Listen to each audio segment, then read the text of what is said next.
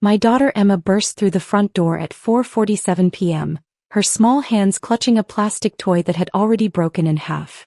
The pink unicorn's head dangled from a thin piece of cheap material, and tears streamed down her 7-year-old face. "Mommy," she sobbed, running into my arms. "Uncle David said I don't deserve nice things." I held her close, feeling her little body shake. "What happened, sweetheart?" "At Cousin Melissa's birthday party," Emma hiccuped. "Uncle David gave Melissa this huge dollhouse with real lights and everything. I said it was pretty and he laughed.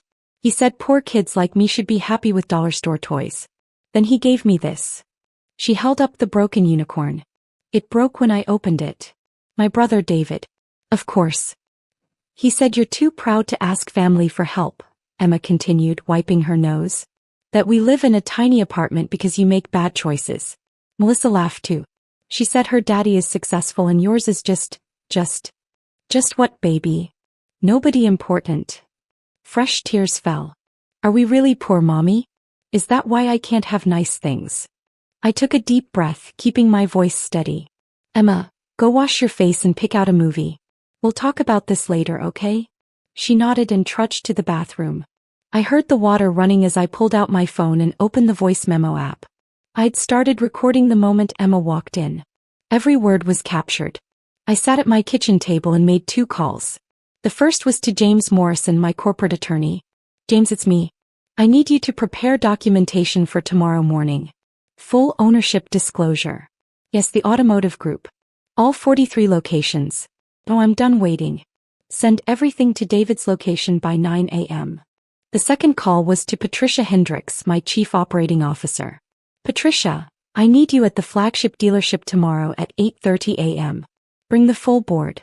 It's time David learned who actually signs his paychecks." I didn't sleep much that night. Instead, I reviewed the acquisition documents from 6 years ago, when I'd purchased the struggling automotive group that included David's precious luxury car dealership. He'd been the general manager then, barely keeping the place afloat with his expensive tastes and poor business decisions. I'd bought the entire chain through my investment firm, restructured everything and kept David in his position. He thought he'd been promoted to owner-operator through some corporate reshuffling. He had no idea his baby sister, the one who wasted her education on charity work, owned every square foot of his showroom. The next morning I dropped Emma at school early and drove to the dealership.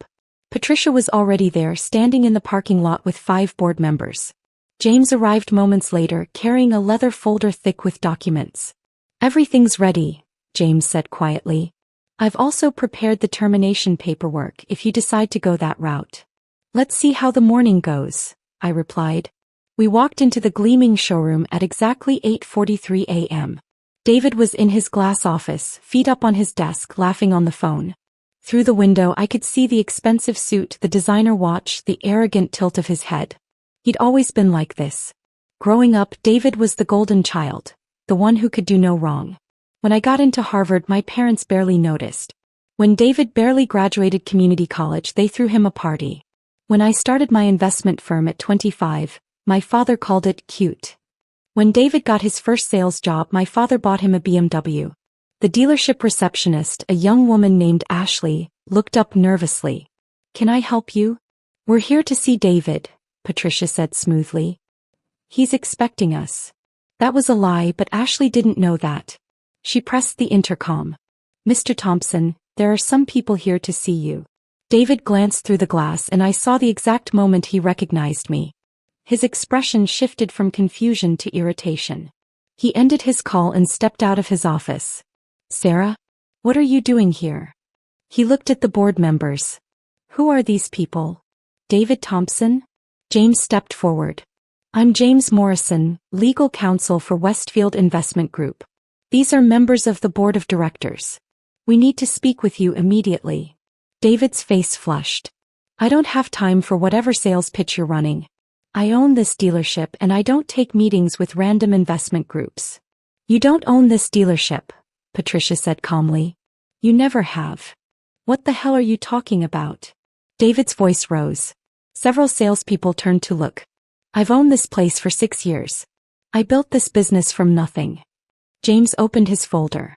"Mr. Thompson, in 2019, Thompson Luxury Motors and 42 other automotive dealerships were acquired by Westfield Investment Group in a leveraged buyout totaling $847 million. You were retained as general manager, not owner. Your compensation package included a base salary plus performance bonuses, which you've been receiving regularly. David's face went white. That's insane. I would know if I didn't own my own business. You signed all the paperwork, Patricia said. He pulled out a document. This is your employment agreement. Page 7, Section 3, clearly states your role as general manager reporting to the ownership group. I watched David's hands shake as he took the paper. His eyes scanned the page and I saw the exact moment reality hit him. This can't be right, he whispered. Who owns Westfield Investment Group? I do, I said quietly. The showroom went completely silent. Even the mechanics in the back bay had stopped working. David stared at me. That's impossible. You work at some nonprofit. You live in a tiny apartment. You drive a 10-year-old Honda. I live in a rent-controlled apartment in the city because I prefer urban living, I said. I drive a reliable car because I don't need to compensate for anything. And I run Westfield Investment Group, which owns 43 dealerships across 6 states, generating approximately $2.3 billion in annual revenue. One of the salespeople gasped. Ashley's mouth fell open. You're lying, David said, but his voice cracked. Why wouldn't you tell me? Why would I? Kept my tone level. So you could ask for handouts. So you could feel entitled to my success the way you felt entitled to everything else in your life. James pulled out another document. Mr. Thompson, we're also here to address a serious workplace conduct issue. Yesterday at a family gathering, you made disparaging comments to a 7-year-old child about her socioeconomic status and gave her a deliberately inferior gift to humiliate her. That was my niece, David sputtered. That was family business, not work. You used your position at this dealership as evidence of your superiority, Patricia said. You told that child her mother made bad choices while implying your success came from merit. That's creating a hostile environment for the actual owner of this company, and it reflects poorly on our corporate values. David looked around wildly. The entire staff was watching now. His carefully constructed image was crumbling in real time. I want you to understand something, I said, stepping closer. Emma came home yesterday clutching a broken toy, crying because her uncle told her she didn't deserve nice things. She asked me if we were poor. She asked me if I made bad choices. And you know what the worst part was? David didn't answer. She apologized for not being good enough. My 7-year-old daughter apologized for disappointing her family because you made her feel worthless. Sarah, I didn't mean. You gave Melissa a $300 dollhouse. I saw the receipt when you pulled out that cheap toy. You deliberately humiliated my daughter to make yourself feel superior. James cleared his throat. Mr. Thompson, the board has reviewed your performance over the past 6 years. While sales numbers have been adequate, your management style has resulted in a 42% turnover rate, significantly higher than our other locations. We've also discovered several expense account irregularities. David's face went from white to red. What irregularities? Patricia pulled out a tablet. In the past year alone, you've expensed over $180,000 in personal purchases. Designer clothes, jewelry for your wife, your daughter's private school tuition, club memberships, all marked as business development expenses. That's standard, David protested. I need to look successful to sell to wealthy clients. Other general managers achieve higher sales without fraudulent expense claims, James said. We're prepared to pursue legal action for the misappropriated funds. I watched my brother's world collapse.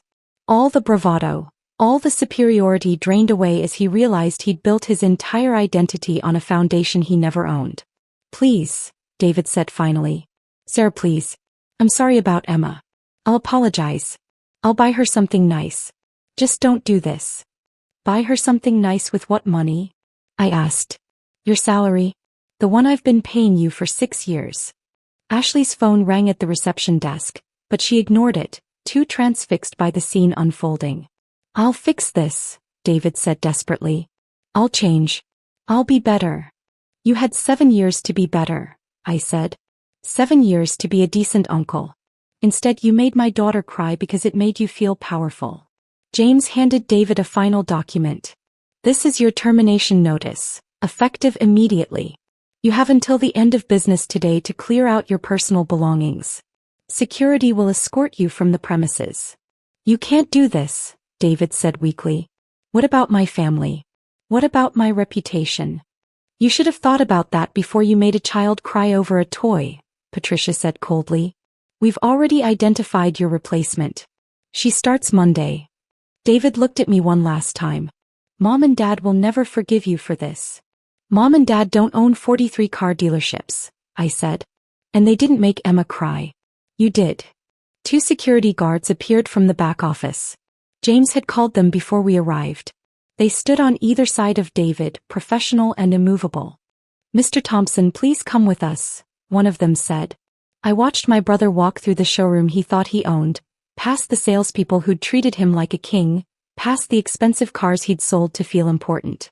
The glass doors closed behind him and he was gone. Patricia turned to the staff. Everyone, please gather for a brief announcement. The 23 employees clustered nervously in the showroom. They looked terrified, probably wondering if they were all getting fired. I'm Patricia Hendricks, Chief Operating Officer of Westfield Investment Group, she said clearly. This is your owner, Sarah Thompson. Some of you may have thought David Thompson owned this dealership. He did not. He was the general manager, and as of today he no longer works here. Your jobs are secure. Your pay and benefits remain unchanged. We'll have a new general manager starting Monday who will meet with each of you individually. Any questions? An older salesman in the back raised his hand. Ma'am, is it true you own all 43 locations? Yes, I said. And you're David's sister? The one he always said worked at a charity. I run a charitable foundation as well, I acknowledged. The Westfield Foundation. We funded the new children's hospital downtown. We also operate the scholarship program that sent 2,000 underprivileged students to college. The same salesman who'd asked about my ownership spoke up again. David told us you were wasting your life on handouts. He said you couldn't hold a real job. David said a lot of things that weren't true, I replied. I'm sure you'll all have time to process this. For now, please return to work. Your commission structures remain the same, and you'll receive full credit for any sales in progress. The staff dispersed slowly, whispers filling the showroom. Ashley approached hesitantly. Miss Thompson? I just want to say, David was really hard to work for. He made a lot of us feel small. I'm glad you're here. I smiled at her. Thank you, Ashley. That means a lot. James, Patricia, and I walked outside. In the parking lot, I could see David sitting in his Mercedes, his head in his hands. The car he'd leased through the dealership's corporate account. The car that technically belonged to me. What do you want to do about the vehicle? James asked, following my gaze. Let him keep it through the month, I said. Give him time to make other arrangements. You're being generous, Patricia noted. I'm being practical. I don't want Emma to hear that I left her uncle stranded. When she's older, she can know the full story. For now, she just needs to know that actions have consequences. I drove back to my apartment, the same rent-controlled place I'd lived in for 8 years. It was small, but it was in a great school district, and Emma loved the park across the street. I didn't need a mansion to prove my worth. That evening, Emma and I sat together on the couch. I'd bought her a real unicorn toy, a high-quality one that cost $40 instead of $2. But more importantly, I'd spent the afternoon researching child therapists who specialized in family dynamics. Mommy, did something happen today? Emma asked. You seem different. I had a hard conversation with Uncle David, I said carefully. Sometimes adults need to have difficult talks when someone's behavior isn't kind. Because of what he said to me. Yes, sweetheart. What he said wasn't okay. You deserve to be treated with respect, and so do I. Nobody gets to make you feel bad about yourself. Emma hugged her new unicorn. I like this one better anyway. I know you do, baby. My phone buzzed. A text from my mother. David called. He's very upset. What did you do? I didn't respond. She'd find out soon enough. They all would. Tomorrow I had a foundation board meeting. Next week, quarterly earnings reports. The month after that, we were breaking ground on a new dealership in Portland. But tonight I was just a mom sitting with her daughter watching a movie about talking animals and eating popcorn. Emma fell asleep against my shoulder around 8:30. I carried her to bed, tucked her in and kissed her forehead. You deserve everything good in this world, I whispered. And nobody will ever make you doubt that again. In the morning I'd deal with the fallout. My parents would call, demanding explanations. David would probably hire a lawyer. The automotive industry press would have questions about the management change. But Emma would wake up knowing her mother had protected her. That was worth more than 43 dealerships, more than $2.3 billion in revenue, more than any amount of money could measure. I'd built an empire in silence, not for recognition but for security. For Emma's future. For the freedom to live life on my own terms without needing anyone's approval. David had spent years building an image of success on borrowed authority. I'd spent years building actual success while letting everyone underestimate me. In the end, only one of those strategies was sustainable. And only one of us got to go home to a daughter who knew without question that she deserved the world.